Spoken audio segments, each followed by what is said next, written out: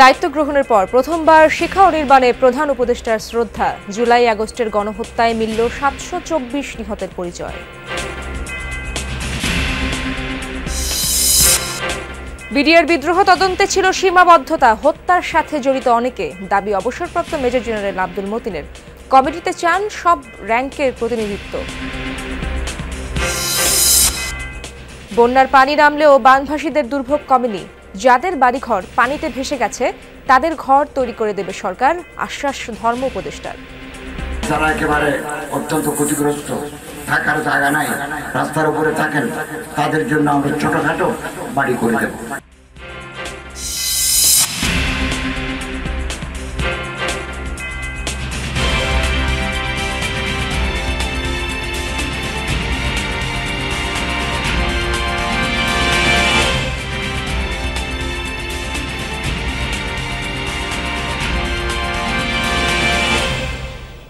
আমন্ত্রণ যমুনা নিউজ, আপনাদের সঙ্গে আছি আমি ইশরাত জাহান। এতক্ষণ শিরোনাম দেখছিলেন।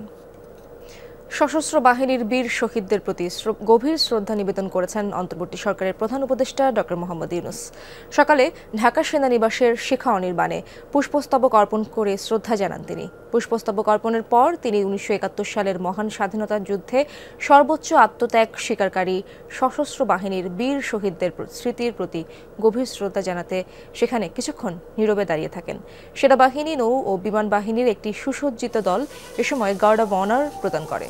এ সময় বিউগলে করুণ সুর বাজানো হয়। এর আগে প্রধানমন্ত্রী শিখা অনির্বাণে পৌঁছালে ৩ বাহিনীর প্রধানগণ তাকে অভ্যর্থনা জানান। পুষ্পস্তবক অর্পণের পর প্রধান উপদেষ্টা সশস্ত্র বাহিনী বিভাগে যান। সেখানে তিনি ৩ বাহিনীর প্রধানগণ তার সঙ্গে সৌজন্য সাক্ষাৎ করেন।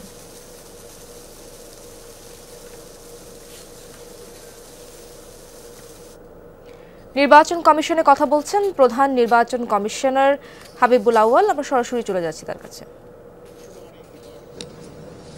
1979 ও 1987 সালের সাধারণ নির্বাচন সামরিক শাসনামলে হয়েছে, ফলাফল নিয়েছিল বিতর্ক। 1991 নির্বাচন সম্মত রাজনৈতিক রূপরেখার ভিত্তিতে একটি তত্ত্বাবধায়ক সরকারের অধীনে হয়েছিল।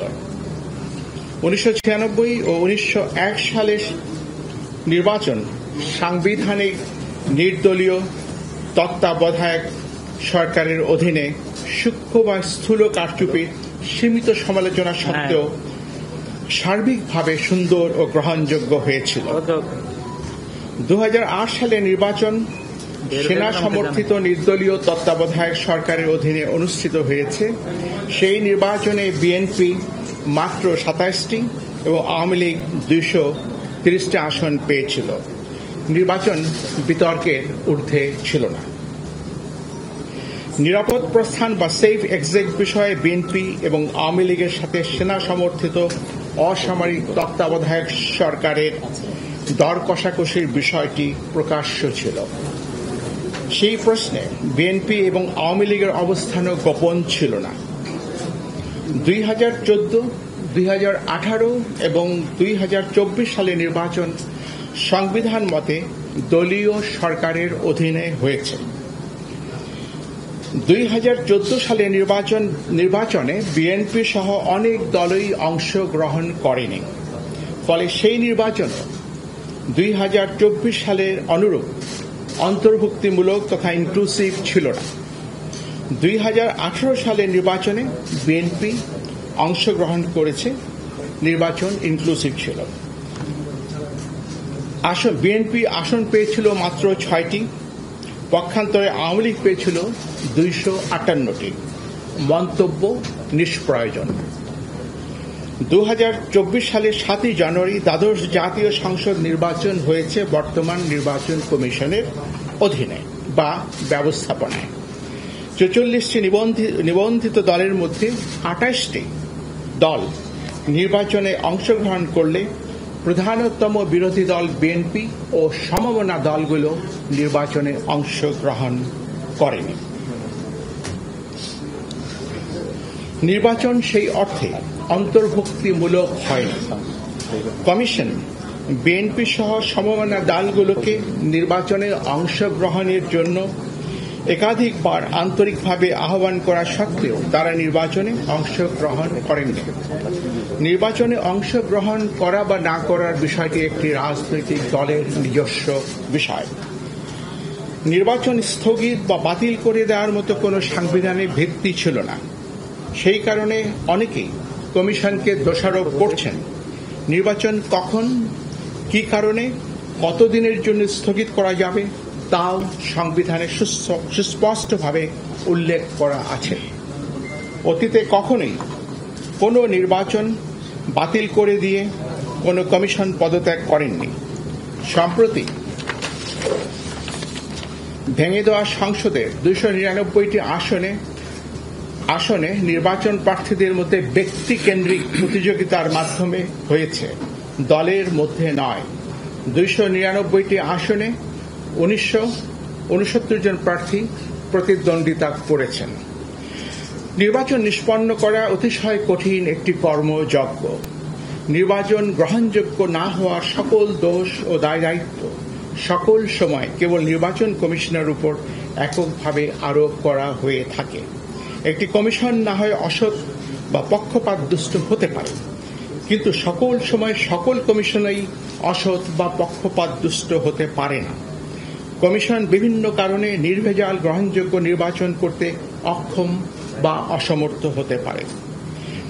বিদ্যমান ব্যবস্থা আমাদের বিশ্বাস কেবল কমিশনের পুনর্বিন্যাসের মাধ্যমে অবাধ, নিরপেক্ষ, কালো টাকা ও পেশিশক্তি বিবর্জিত এবং প্রশাসন ও পুলিশের প্রভাবমুক্ত নির্বাচন নিশ্চিত করা যাবে না।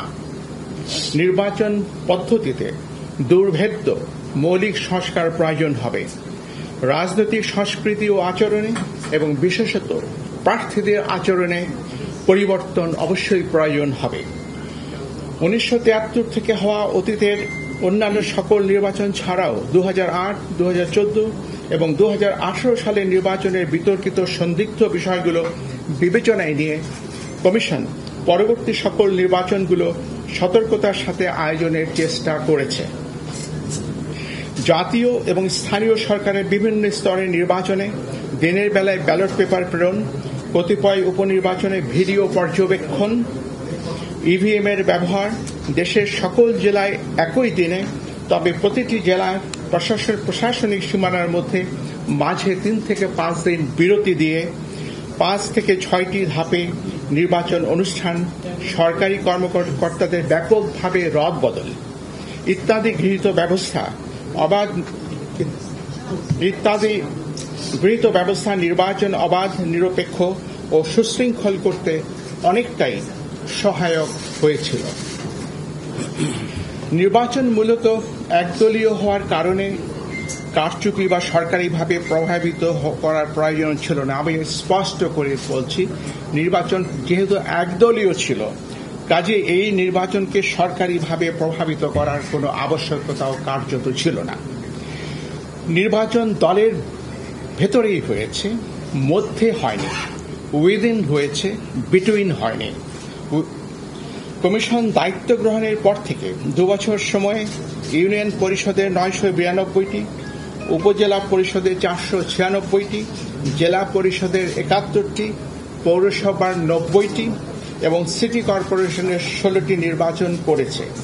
নির্বাচনগুলোর সততা, সিদ্ধতা, নিরপেক্ষতা, অবাধ হওয়া নিয়ে অতীতের ন্যায় ব্যাপক বিতর্ক বা সমালোচনা হয়নি। উপনির্বাচন সহ জাতীয় সংসদের মোট 318টি আসনে কমিশন নির্বাচন করেছে। দলীয়ভাবে ইনক্লুসিভ না হওয়ার কারণে নির্বাচন বিতর্কিত হয়েছে, এটি সঠিক এবং যৌক্তিক। কিন্তু বাংলাদেশের 53 বছরের ইতিহাসে কোন নির্বাচন কমিশন সংবিধান উপেক্ষা করে স্বেচ্ছায় নির্বাচন না করে বা বাতিল করে দিয়ে পদত্যাগ করেছে এবং সেই কারণে নির্বাচন হয়নি এমন কোনো দৃষ্টান্ত বা উদাহরণ নেই। সরকার বারবার বলেছেন ব্যাপক সংস্কারের মাধ্যমে নির্বাচন ব্যবস্থাকে ঢেলে সাজাতে হবে। আমি আরেকবার উচ্চারণ করে বলছি, সরকার বারবার বলছেন ব্যাপক সংস্কারের মাধ্যমে নির্বাচন ব্যবস্থাকে ঢেলে সাজাতে হবে।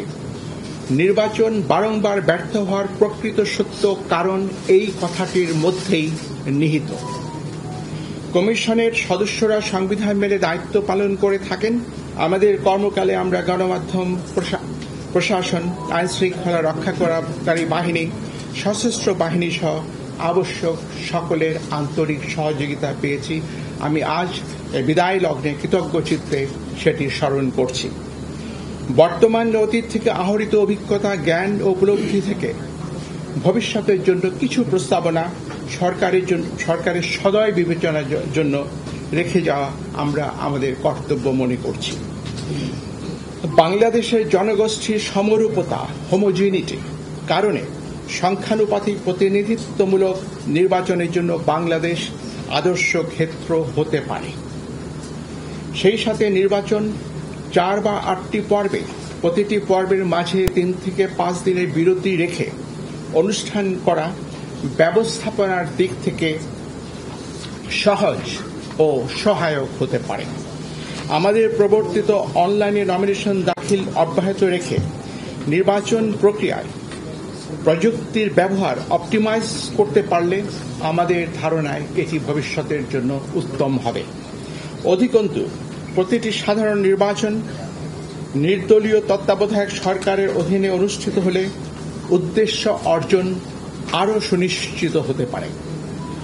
পরিশেষে আপনাদের অবহিত করতে চাই, আমি সহ মাননীয় কমিশনারগণ দেশের পরিবর্তিত বিরাজিত অবস্থায় পদত্যাগ করতে মনস্থির করেছি। আমরা অদ্যই পদত্যাগপত্র মহামান্য রাষ্ট্রপতির সমীপে উপস্থাপনের নিমিত্ত কমিশনের সচিব মহোদয়ের হাতে দেব। দুজন সদস্য এখানে উপস্থিত নাই, তারাও কি পদত্যাগ করছেন? ওখানে করতে পারবে না,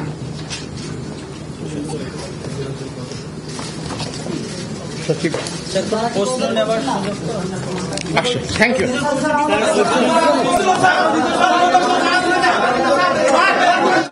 বৈষম্য বিরোধী আন্দোলনে বিডিআর বিদ্রোহ দীর্ঘদিনের পরিকল্পনা, যার মূল লক্ষ্য ছিল বাংলাদেশকে দুর্বল করা। এর সাথে জড়িত ছিল দেশের কিছু বিশ্বাসঘাতক ও একটি বিদেশি শক্তি। সকালে জাতীয় প্রেস ক্লাবে ছিল বিডিআর বিদ্রোহ নিয়ে এক সংবাদ সম্মেলন। সেখানে এসব কথা জানান অবসরপ্রাপ্ত মেজর জেনারেল আব্দুল মতিন। বলেন, বিডিআর বিদ্রোহ অপারেশন ডাল ভাত নয়, বরং আওয়ামী লীগ সরকার ইচ্ছাকৃতভাবে কিছু গুজব ছড়িয়ে বিডিআর সদস্যদের মধ্যে অসন্তোষ তৈরি করে, যার চূড়ান্ত ফল এই বিদ্রোহ। এই ঘটনার তদন্তে অনেক সীমাবদ্ধতা ছিল বলেও মনে করেন অবসরপ্রাপ্ত এই সামরিক কর্মকর্তা। এই হত্যার সাথে জড়িতদের তথ্য সরকারের হস্তক্ষেপের কারণে বের করা সম্ভব হয়নি, এমনটাই জানান আব্দুল মতিন।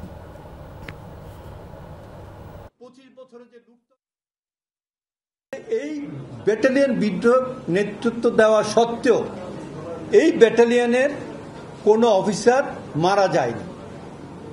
দ্বিতীয় হচ্ছে 14 লং কোর্সে কোনো অফিসার মারা যায়নি।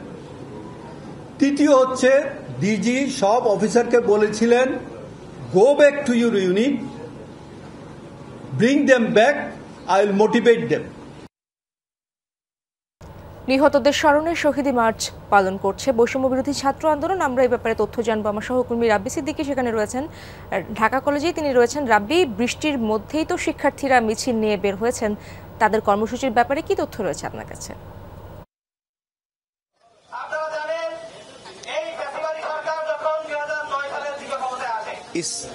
ইসরাত, আজকে 1 মাস পূর্ণ হয়েছে এবং সে কারণে কিন্তু আজ গতকালই কিন্তু বৈষম্য বিরোধী ছাত্র আন্দোলন কেন্দ্রীয়ভাবে কিন্তু কর্মসূচি দিয়েছে, শহীদি যাত্রা করবে এবং সেই কর্মসূচির অংশ হিসেবে ঢাকা কলেজের শিক্ষার্থীরা, বৈষম্য বিরোধী আন্দোলনের শিক্ষার্থীরা, তারা আজকে জড়ো হয়েছেন এবং তারা বলছেন যে এই যে গণ অভ্যুত্থান, এই গণ অভ্যুত্থানে 1 মাস পূর্ণ হওয়ায় শহীদদের স্মরণ করে বলছেন যে এখনো অনেক কাজ তাদের অসম্পূর্ণ আছে, ছাত্ররা এখনো জেগে আছে এবং যে কোনো প্রতি বিপ্লব প্রতিহত করতে ছাত্ররা সজাগ থাকবেন এবং নানানভাবে চক্রান্ত চলছে। তবে বৈষম্য বিরোধী ছাত্র